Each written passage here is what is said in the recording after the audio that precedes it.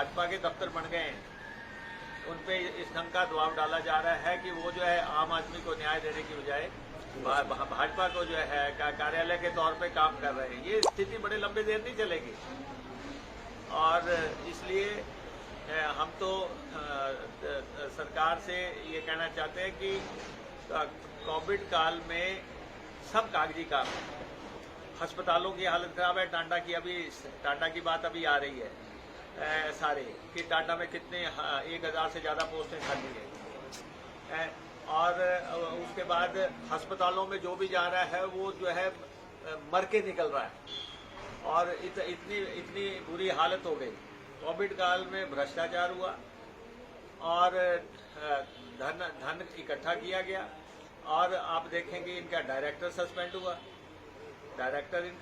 हुआ, चंबा का medical college का जो है प्रिंसिपल है उसने नौकरी छोड़ दी और शिमला मेडिकल कॉलेज के एमएस को जो है रात के अंधेरे, प्रिंसिपल को रात के अंधेरे में हटा दिया और हर चीज पे लाग लपेट करके चादर डालने की कोशिश हो रही है। ये स्थिति लंबी देर नहीं चलेगी। अब देखो इनके समय में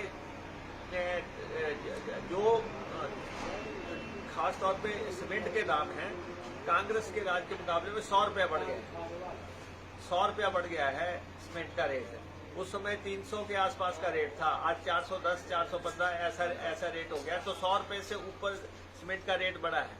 अब मंत्री ने कहा है कि हम जो है अगर ये जो है लॉबी नहीं मानी तो हम कानून लाएंगे। तो सरकार बताए कौन सा कानून लाना है, कौन सा कानून है आपके हाथ में जिसको आप जो है सीमेंट पे लागू करने की मंशा रखते हैं। अब आप बताएं कि ये कानून हम सोच रहे हैं।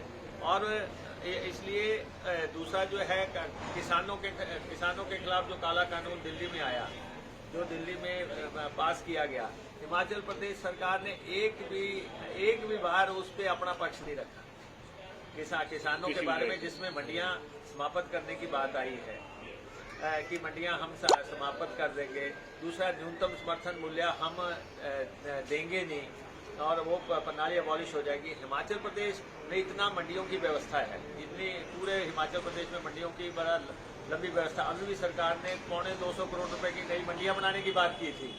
जब आपका कानून ये आ रहा है कि मंडियां नहीं रहेगी और जो है न्यूनतम समर्थन मूल्य तो यहाँ हर चीज को दे देते हैं, तो सरकार जो है इस बिल को कैसे इम्प्लीमेंट कर रही है।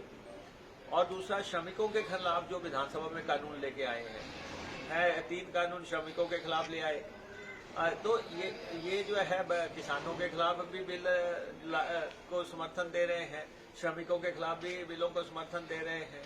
तो ये सारी बातें जो हैं आम जनता लगातार देख रही है और हम तो सरकार से यही कहना चाहते हैं कि आम आदमी विकास तो ठप है, विकास तो कहीं है नहीं। विकास और कल्याण की राजनीति ये सरकार कर ही नहीं रही है, गरीब की सेवा की राजनीति ये सरकार कर ही नहीं रही है और इनके अंदर जो कॉन्ट्रडिक्शंस हैं वो आपस में चल रही हैं, उसकी तरफ इनका ध्यान ज्यादा है, आम जनता की तरफ इनका ध्यान है नहीं।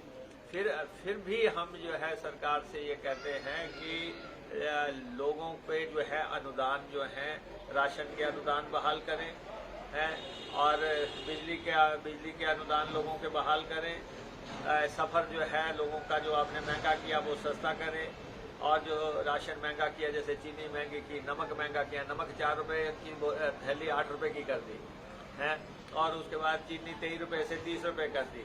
ये जो भी आपने ये कदम उठाए हैं इन सब को आप जो है रोल बैक करें इन कदमों को, ताकि आम जनता को राहत मिल सके।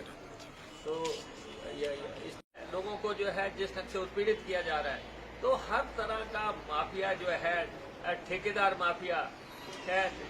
और अब तो जो मैं छोटा देख रहा हूँ, लोगों के घरों में नलके लग रहे हैं, नलके जो है एक स्कीम के तहत लग रहे हैं। वो भी कह रहे हैं कि जी इनका जो है नेता कहेगा तब लगेगा, जबकि एक योजना के तहत है। नलके होती हैं तो आम चीजें होती हैं। अगर ये सब हो गया, और सबसे अहम मसला मैं ये कहना चाहता हूँ, हिमाचल प्रदेश सरकार ये बताए और खासतौर पे मुख्यमंत्री बताए गुड़िया को न्याय दिलाने के लिए उन्होंने क्या किया?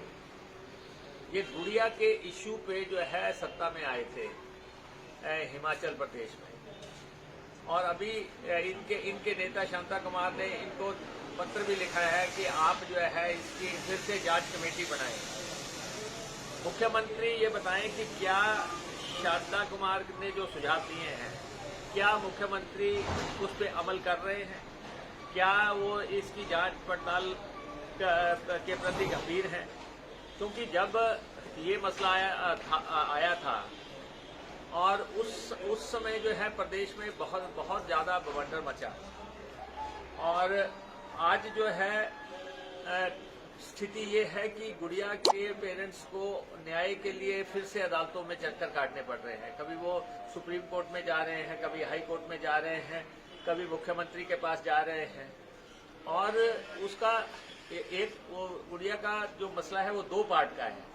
एक पार्ट ये है कि गुड़िया का रेप और कत्ल का मसला है, एक वो पार्ट है। एक दूसरा है कि जो थाने के अंदर डेथ्स हुई, थाने के अंदर जो लोग मारे गए, जो मारा गया था व्यक्ति, उसका है। वो तो पार्ट अलग है, लेकिन खास तौर पे जो मसला ये था, हम ये कहते हैं वो जितना भी प्रभावशाली लोग क्यों ना हो, मैं देखता हूँ फेसबुक पे लिखते हैं कि कांग्रेस के लोग बचा रहे हैं, कांग्रेस का संरक्षण है। हम कह रहे हैं आपके पास सरकार है, हूसोएवर भी, जितना मर्जी बड़ा आदमी हो, आप हाथ डालें। आप गुड़िया के कातिलों को जो है जनता के दरबार में लाएं, जनता के सम्मुख लाएं, ताकि जनता का न्याय प्रणाली पे विश्वास हो सके। और अब तो आपके लोग कह रहे हैं, आपके नेता जो है आपकी पार्टी के जो दो दफा मुख्यमंत्री रह रहे हैं, उन्होंने भी आपको पत्र भी लिखा है, अपील भी की है। हम भी आपसे कह रहे हैं। और खासतौर पे जो हिमाचल प्रदेश में रेप हो रहे हैं, उनको भी नियंत्रित करें। लगातार वारदातें बढ़ती जा रही हैं हिमाचल प्रदेश में।